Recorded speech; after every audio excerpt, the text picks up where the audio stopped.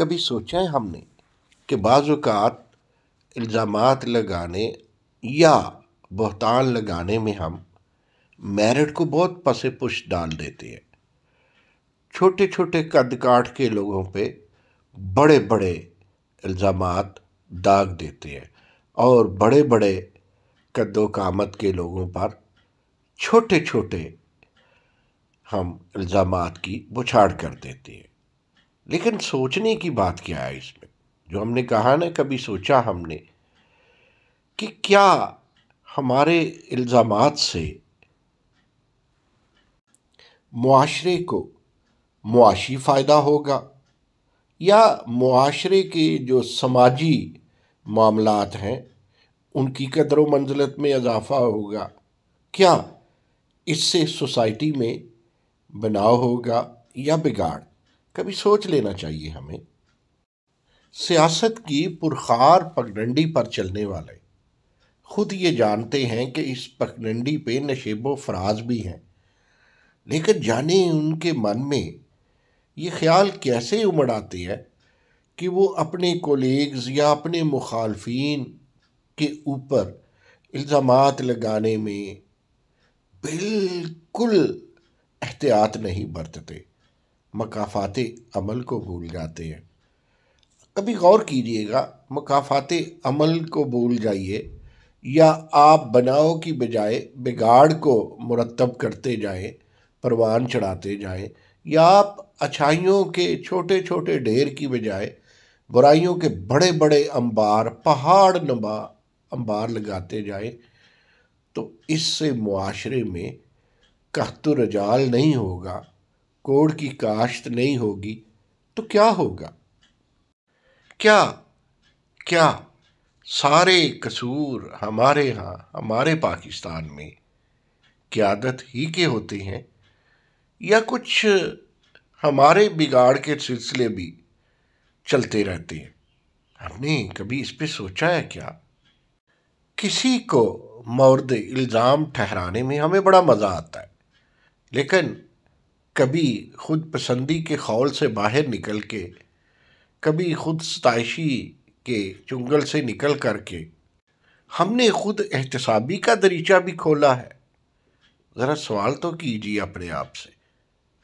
حسد کرنے اور کسی کو الزام دینے کی بیماری میں ہم کس طرح مبتلا ہیں؟ خطرناک بیماری ہے یہ.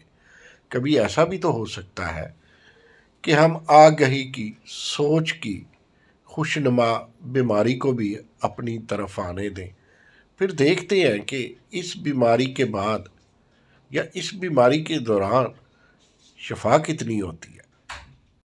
یہ صدی پاکستان میں میڈیا کی آغاز میں کنونشنل میڈیا کی دھوم دھام لے کر آئی، اور پھر کچھ ہی عرصے بعد، لیکن پہلے ہی اشرے میں، یہ پاکستان میں سوشل میڈیا کو بھی اپنے سنگ سنگ لے کے پروان چڑھتی رہی. خیر، ہم وہ نسل ہیں جو چھٹی ساتویں کلاس میں اپنی جیب خرچ سے امروز، مشرق اور نوائے وقت خرید لیا کرتے تھے. بعد میں ہم روزنامہ جنگ بھی خریدتے رہے. ہم اخبار بینوں میں تھے. ہم نے دیکھا کہ جنرل ضیاء الحق جیسے آمر کی ضیائی تالیف کے لیے اخبارات نے بڑا کردار ادا کیا، اور حد درجہ ذوالفقار علی بھٹو کی کردار کشی کی گئی. بعد میں بے نظیر بھٹو کا دور آتا جب اس کے باپ کو تخت سے تختہ دار پر لٹکا دیا جاتا ہے، تو بے نظیر کی کردار کشی میں بھی اخبارات نے انتہا کر دی. اس کا بڑا قصور، میں سوچتا ہی رہ جاتا کہ عورت ہونا ہے یا بھٹو کی بیٹی. یہ سوال اب بھی کبھی میں اپنے آپ سے پوچھتا ہوں کہ اس کی کردار کشی اس کے سیاسی مخالفین نے بھی کی، اس کی کردار کشی اس کے اندر گھسے ہوئے میر جعفر اور میر صادقوں نے بھی کی، اس کی کردار کشی حسد میں آ کر اس کے انکلز نے بھی کی، لیکن وہ اس قدر بڑھتی گئی، اس قدر آگے بڑھتی گئی، وہ مساک جمہوریت تراشنے والی، وہ ڈائلاگ پہ یقین رکھنے والی، وہ واقعی بے عدیل لیڈر، وہ بغیر اسٹیبلشمنٹ کے پھلنے اور پھولنے والی، جس کی آبیاری، میں مسائل تو نہیں کہوں گا، تھے مسائل، مصیبتیں تھیں، مصائب تھے، لیکن اس کی آبیاری چیلنجز نے کی۔ ایک طرف امت مسلمہ کی پہلی وزیر اعظم خاتون وزیر اعظم بن کے اعزاز پاتی ہیں تو آخر میں شہادت کے درجے پہ بھی فائز ہوتی ہے۔ اب کسی کو یہ شہادت کا لفظ برا ہی لگے، لیکن یہ تو جب وہ شہید ہوئی تھی تو جماعت اسلامی کے امیر نے بھی انہیں شہید قرار دیا تھا، اور چلے شہید جمہوریت ہی مان لے۔ آگے چلتے ہیں، آصف علی زرداری سابق صدر پاکستان کی بات کرتے ہیں۔ جی آگے چلیں تو تعصب کے استعاروں نے اور نفرت کے ماماروں نے سابق صدر آصف علی زرداری کو بھی نہیں بخشا۔ چونکہ بات ہم نے شروع کی اس صدی کے آغاز کی، جس پہ سوشل میڈیا اور الیکٹرانک میڈیا نے ایک یلغار کر دی۔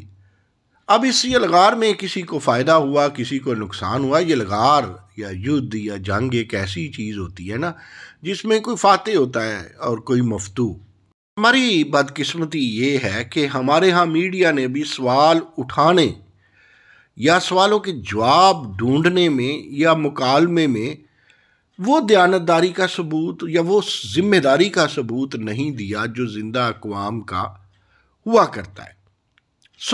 اس نے بھی کسی کی کردار کشی کی اور کسی کو خام خواہ بڑھا چڑھا کر پیش کیا۔ بڑھا چڑھا کر پیش کرنے میں ابھی آپ دیکھیے کہ وہ شخص جس نے 1994 میں ورلڈ کپ جیتا، نوجوان نسل جس نے وہ ورلڈ کپ دیکھا بھی نہیں، اسے 2010 میں پتہ چلا اچھا اس شخص نے، اس کپتان نے تو ورلڈ کپ جیتا تھا اور اس کو عام انتخابات میں بھی جتانا چاہیے۔ اور یہ کیا تھا؟ یہ اس کے پیچھے مسلسل 2 اشروں سے، کم از کم 2 اشروں سے 2-2.5 اشروں سے کسی کی کردار کشی تھی۔ اور یہ اسپیشلی کردار کشی اول تو یہ بھٹو سے شروع ہوئی، بے نظیر تک گئی، پھر آصف علی زرداری تک گئی، پھر مکافات عمل سے مسلم لیگ اور مسلم لیگ نون کو بھی گزرنا پڑا۔ آج نکتہ داروں نے پھر اس نکتہ آفرینی میں نون لیگ میاں نواز شریف، میاں شہباز شریف کو بھی نہیں بخشا، اور شاید وہ سامنا کر رہے ہیں اس مکافات عمل کا جو وہ بے نظیر بھٹو اور آصف علی زرداری یا اس سے پہلے ان کے بڑے بھٹو پہ جو سوال بہتان اٹھاتے رہے، آج یہ بھی اس کی زد میں ہے۔ پہنچانے والا میڈیا ہے، اور سب سے زیادہ ضرب کس پہ لگی؟ ان کی بات کم ہوگی لیکن آپ غور زیادہ کر لیں گے، وہ آصف علی زرداری ہیں۔ آصف علی زرداری کو جہاں کردہ گناہوں کی سزا دی جاتی ہے یا دی جا رہی ہے یا میڈیا نے دی ہے، وہاں نہ کردہ گناہوں کی سزا کا بھی انہیں سامنا رہا ہے۔ یہی نہیں کہ وہ حاکم علی زرداری کے بیٹے تھے اس لیے ان پہ الزامات کی بچھاڑ کی گئی، زیادہ وجہ یہ تھی کہ وہ محترمہ بے نظیر بھٹو کے شوہر تھے۔ آگے پھر سزا کا سلسلہ ختم نہیں ہوتا۔ تاریخ اٹھا کے جب یہ دیکھا جاتا ہے کہ وہ تو ذوالفقار علی بھٹو کے داماد بھی بنتے ہیں، تب بھی ان پہ تیر و نشتر چلتے ہیں۔ یہی نہیں، آگے چلتے ہیں تو وہ جب باپ ہوتے ہیں بلاول بھٹو زرداری کے، تو تب بھی ان کے اوپر الزامات کی بچھاڑ کی جاتی ہے کہ بلاول کا رستہ روکنے کے لیے یا کسی کا بھی سیاسی رستہ روکنے کے لیے اس کے باپ کو بھی در لیا جائے۔ یہ ہمارے ہاں فیشن ہے، اس کی ماں کو بھی در لیا جائے، اس کی بہن کو بھی در لیا جائے۔ تو سزا تو آصف علی زرداری کو نصرت بھٹو کے داماد ہونے کی بھی ملی۔ کسی کو کچھ نہ سوجا تو اس نے کہا یہ تو فریال تالپور کا بھائی ہے، یہ تو ڈاکٹر عزرا کا بھائی ہے، تو سزا تو اس کا حق بنتا ہے۔ یہ آصف علی زرداری ہمارے جملے سے، ہمارے فکرے سے، ہمارے طعنے سے، ہمارے الزام سے، ہمارے سیاسی، سماجی اور معاشی الزام سے کیسے بچے؟ کیوں بچنے دیں؟ بھٹو سے بے نظیر بھٹو تک اور آصف علی زرداری تک کردار کشی ہوتے ہم نے مساجد میں، جمعے کی نمازوں میں، خطبوں میں بھی سنی۔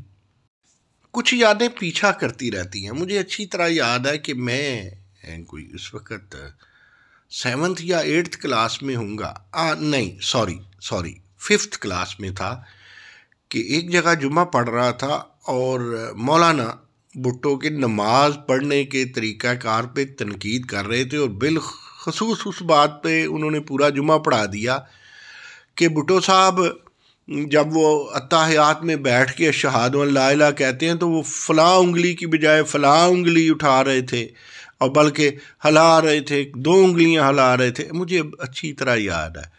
پھر اس کے بعد بے نظیر کے حوالے سے تو مجھے میرے اپنے عزیزوں تک نے کہا کہ جو بے نظیر کو ووٹ دے گا اس کا نکاح ٹوٹ جائے گا۔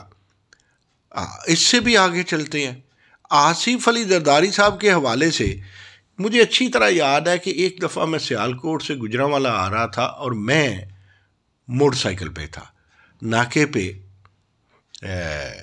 روکا مجھے پولیس والوں نے، تو انہوں نے پیسے مانگے۔ ہمیں بھی کچھ زوم تھا کہ ہم ایک طالب علم رہنما ہیں۔ میں نے کہا یار کوئی پیسے نہیں ہیں، تو اس نے پھر ریکویسٹ کی کہ بھائی چائے کے لیے تھوڑے پیسے دے دیں، تو ساتھ ہی وہ کہنے لگا اس چائے کے پیسوں کو بھی آصف علی زرداری کو حصہ جائے گا۔ اور میں نے کہا ارے بھائی تم تو پنجاب پولیس ہو، اور پنجاب میں تو آصف علی زرداری کی حکومت ہی نہیں ہے، مرکز میں ہے، تو یہ کیسے حصہ جائے گا؟ خیر وہ شرمندہ ہو گیا۔ مجھے اچھی طرح یاد ہے ایک دفعہ میں ڈیوو میں بیٹھا ہوا، اس وقت اس زمانے میں، بلکہ آج بھی ڈیوو میں کوئی خاص زیادہ ٹکٹ مہنگی خریدنے والے ہی بیٹھتے ہیں، تو لاہور سے راول پنڈی جا رہا تھا۔ جو ہی راول پنڈی گیا تو پولیس والوں نے گاڑی روک دی۔ اب پولیس والوں نے گاڑی روکی تو جو بڑے پڑھے لکھے بابو، مجھے اچھی طرح یاد ہے اس میں کچھ چند پروفیسرز بھی تھے جنہیں میں جانتا تھا، اور 1-2 ایڈیشنل سیکرٹری لیول کے لوگ بھی تھے ڈیوو میں، تو بحث شروع ہو گئی، دیکھے جی زرداری دور میں یہ ہو گیا وہ ہو گیا۔ اور بیچ میں سے ایک بزرگ بولے، انہیں کہا کیا ہوا؟ انہوں نے کہا جی پولیس نے ڈیوو کو بھی روک لیا۔ میں ڈیوو اشرافیہ کی سواری تھی، اسے روکنا ظاہر ہے طبع نازک پہ برا گزرتا۔ تو اس بابا جی نے، مجھے اچھی طرح یاد ہے، بڑے دیسی سٹائل میں کہا، اور لوگ شرمندہ بھی ہوئے۔ کچھ دیسی لوگ تلخ بولتے ہیں، انہوں نے کہا اوے ماما پنجاب میں تو زرداری کی حکومت ہی نہیں ہے۔ ڈرائیور کو اس نے کہا او ماما پنجاب میں تو زرداری کی حکومت ہی نہیں ہے، یہ تو پنجاب پولیس نے روکا ہے، اور باتیں آپ زرداری کو کر رہے ہیں۔ یہ ہمارے دلوں پہ کبھی کبھی کچھ چیزیں نقش ہو جاتی ہیں۔